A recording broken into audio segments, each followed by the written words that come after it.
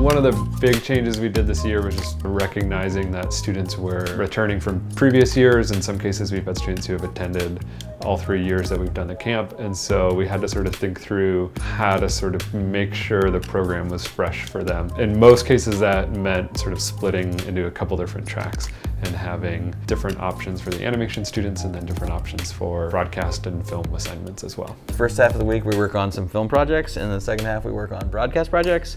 Adam and I kind of co-teach everything along the way.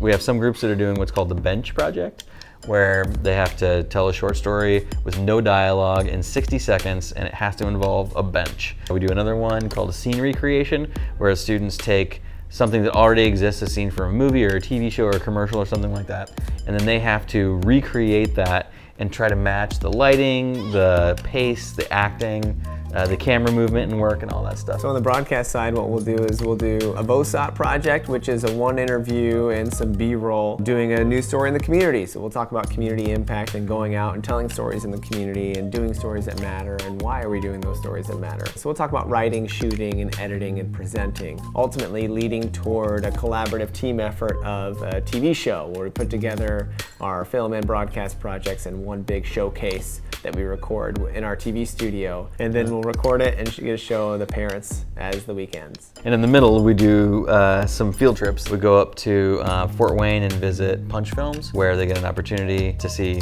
a film production company. And then we head up to Wayne TV, which is the local CBS affiliate. And we get to watch a live news broadcast. The first day, we both kind of taught a Photoshop class. So we did some painting exercises, and then we went into some more concept designs, designing a moth or a butterfly or some sort of bug, and then a tiki mask. And then today we switched gears and we were primarily working in After Effects and doing a lot of motion graphics work. They sync that up to a ringtone and they'll produce a small little animated clip.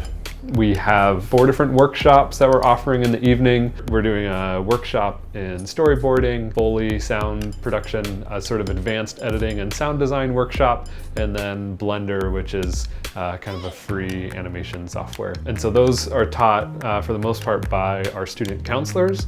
In the storyboard lecture, well, part of it was a lecture, and then the second half was an exercise where I had everyone storyboard Humpty Dumpty for me. It was encouraging. I mean, it made me think a lot about what I think of, what I'm trying to teach them. I don't know, it was just exciting to see people light up at the same thing that, I light up about. Hear feedback from people on, what they think as somebody who hasn't really delved into stuff yet, fresh pair of eyes on things like storyboarding and what makes a good story, what makes good art even,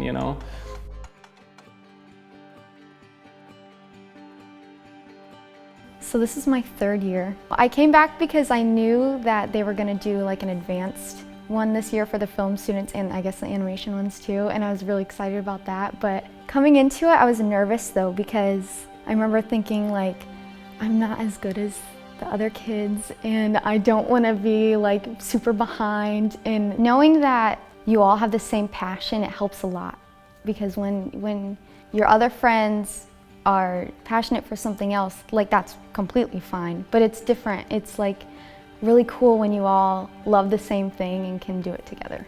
It was all new to me. I've never been on my own to a camp where I knew no one, because I've always gone to a couple camps where I had friends to go with me.